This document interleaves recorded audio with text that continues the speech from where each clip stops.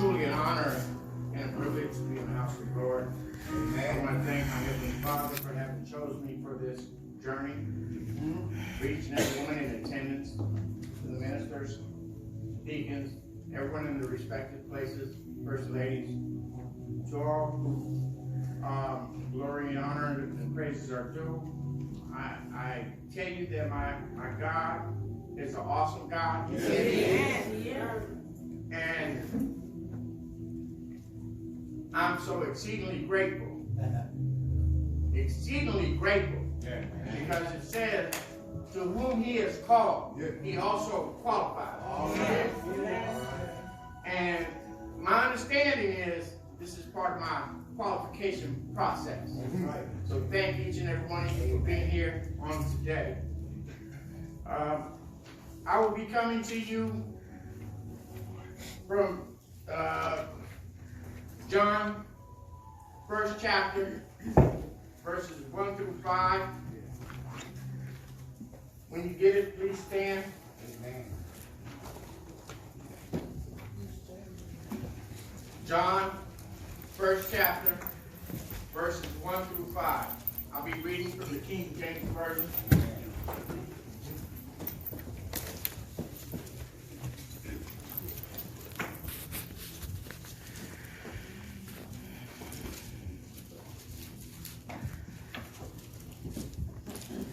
If you have it, say amen. Amen. Amen. In the beginning was the Word, and the Word was with God, and the Word was God. Yeah, all right. The same was in the beginning with God. All things were made by him, and without him was not anything made that was made. All right. In him was life, Yeah, yeah. and the life was the light of men. And the light shineth into the darkness, Yeah. and the darkness comprehended it not. All right. May the Lord add a blessing to the hearing and doing and listening to his holy word. Amen. Amen. Take your seat.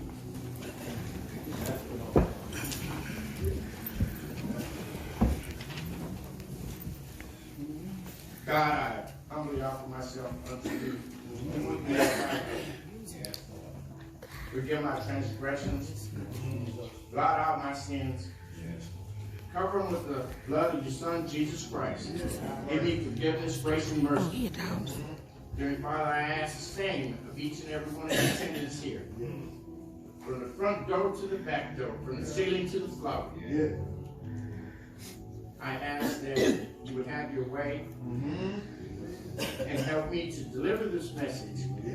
Look not upon your messenger, however the message.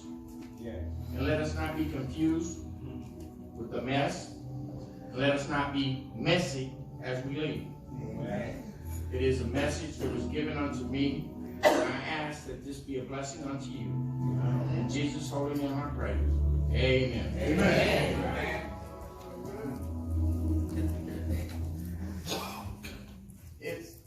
I think it's essential that I define some key terms as we move forward. And not to say that you wouldn't understand what those words are, but it said, God is the Word, not a word. The Word. And in the dictionary, word means, as a noun, a single, distinct, meaningful element of speech or writing, used with others, or sometimes alone, to form a sentence, and typically shown with a space on either side. All right. All right. So God is a word all by itself. Yes. Not the little G, the big G. Right now. As a verb, it is chose and used particular words in order to say or write something. So God has given me some words to say. So you might say to yourself, or to say to somebody else when you leave here, he words his stuff differently.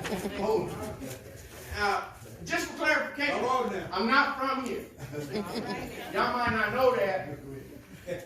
My wife so eloquently introduced me. We know that. I don't know if I can live up to any of that.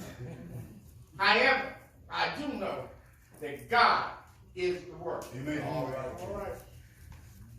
And it's also used to express agreement as an exclamation. Like, word! Word up! Those are just some ways to express word. We're not just talking about a word, we're talking about the word. Another aspect that I wanted to get to is defining comprehend. All right. And according to the dictionary, it says to grasp the nature, the significance, or meaning thereof. Yes.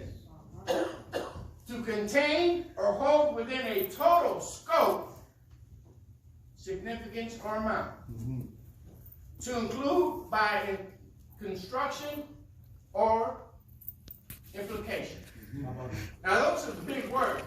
One of the things I learned early on is, if I don't understand what they mean, look it up. I'm so glad they got smartphones now. Come on. And I don't even have to know how to spell it. I can just say it. So bear with me, y'all. Go ahead. So, I have a thought to be questioned. There's a thing that I do. I'm also a therapist, and I've been working in the field for many years. And one of the processes that we use well, I personally use, is called the Socratic questioning. And it has 5 basic components to be able to figure out something. But I'm going to let you know what the question is. God is either everything or God is nothing. Come on. This is the question. My wife is working on her PhD.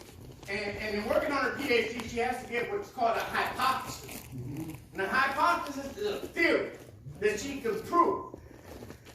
And the other part of it is a null hypothesis. That means the one of no difference. Come on. It's disprovable. So I'm going to work on that. The theory of proving God is everything or he's nothing. Come on. Amen. So with this process, we're revealing the issue. He either is or he is not. Come on there. We're going to be conceiving reasonable alternatives. We're going to be examining various consequences or potential consequences, evaluate those consequences, and lastly, distancing ourselves.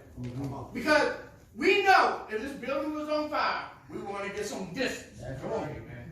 Somebody come in with a gun, we want to get some distance. Come on. We want to flee from hurt, harm, and danger. But you can't distance from God. If you do, he's nothing. Come on now. Preach that. The other way that I distance myself from darkness and go to the light, Yeah. he's everything. Everything. All right. Yeah. I want to also share with you, I go to work at 3:30 in the morning. And the road that I take is up Meadville, 57, to Spring Garden, to 29, to RL, Robinson or Smith or something like that. All these little back roads, right? And I'm not from here. So at 3:30 in the morning, it's darkness. And it's hard to comprehend. Come on. If the moon is not out, Come on there. if it's raining, Come on. if it's cloudy, but I still am guided by a light. Yeah. Come on. Come on, man. And I also don't listen to the radio on the way going or coming. And God has given me this message on my travels to and fro since the time it was proposed to me that I could preach. However, the road back coming home, I can drive it just as free as I'll get Come out. on now. Because it's light. Right. All right. Before I reveal the issue, let me explain something else about comprehend. Comprehend means I understand. Not to be confused with I know. I work with Pastor Breelove over here, and he'll say something to me, and I say, I don't know much. And see, the thing is, people think they know something about me, my wife, my family, up and down 501. They don't comprehend what it is that happens at 13120. Come on All now. right now. Come on. They think they know, but they don't comprehend. Come on now. All right. So we're going to reveal the issue. In order to prove the evidence is either for this thought is either for it or against it. So I'm going to let you be the judge. In Genesis 1:1, it says, in the beginning, God created the heaven and the earth. Yes. And the earth was without form and void, and darkness, once again, Come on now. was upon the face Yeah. of the deep. Yeah. And the Spirit of God moved upon the face of the water. And he said, let there be light. Yeah. Say, let there be light, y'all. Come on now. Come on. Tell somebody, let there be light. Let there be light. God is everything or he's nothing else.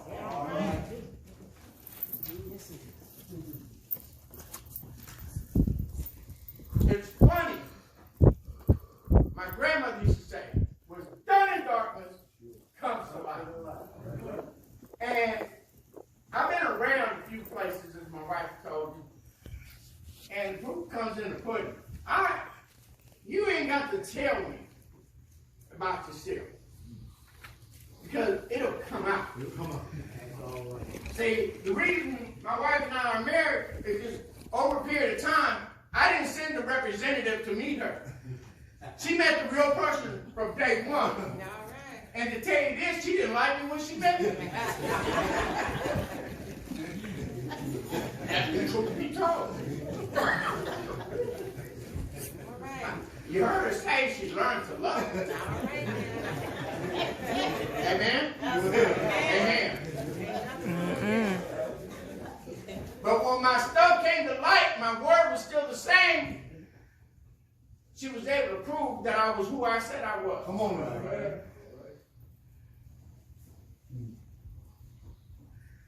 And remember, John said, darkness comprehended this not.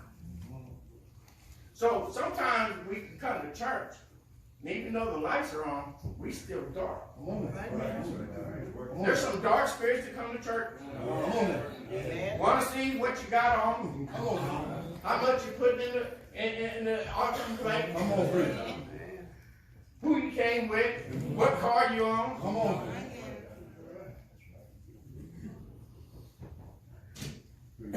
Great God.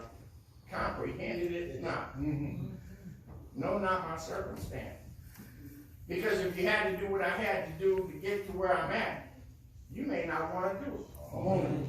See, because what God has for you is truly for you. Say so. And there's no way That's right. I can take anybody in this room's blessings from it. Amen. We each got our own measure. Yes, yes. And sometimes it's according to our faith. And sometimes it's because we can't sit still. We won't wait on it. We got our own way of doing things. Come on, preach. That's another sermon. And further going on to prove, in Genesis 2:7 it said, and the Lord God formed man out of the dust of the ground and breathed into his nostrils the breath of life. And man became a living soul. God knew man was going to need life before he started everything. Come on now. That's why he waited to make man at the end.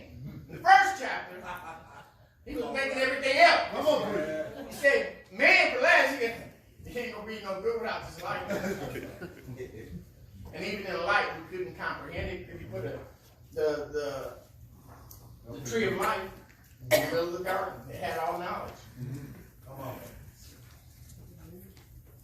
So, the Bible, going back to words, has 783,137 words. It has 66 books, Right. 1,189 chapters, 31,102 verses. Now here's something significant. Going back to proving my theory, the hypothesis. 3 plus 1 plus 1 plus 0 plus 2 equals 7. 7 is completion. Amen. Right. It's a spiritual number. It's a spirit of perfection. Yes, it is. It's pure. So God is everything. Yes, He is. Pure, complete, all self-complete. And we cannot comprehend God, although we can know God. Come on now. All right. That's why I want to make the distinction Come between on. knowing and comprehending. Because if I could comprehend God, He wouldn't be God. Come on now. He's beyond my natural comprehension. Come on. No matter how smart I think I am, God is beyond my comprehension. Come on. However, there's scientists. There was one man that wrote the theory of evolution. This is the contrary evidence, the nothing. Charles Darwin, on the origin of man, the species of man, in 1859, talked about we evolved from little organisms till we started walking upright. And I don't know how he thought about this, but then he said that the physical survival instinct made us evolve to a certain place to where we now have this complex being. I'd rather believe in getting my nostrils blown into breath than I came from a little microcosm. But scientists go on to explain Big Bang Theory. Come on now. So the world started from nothing That's right. and then back.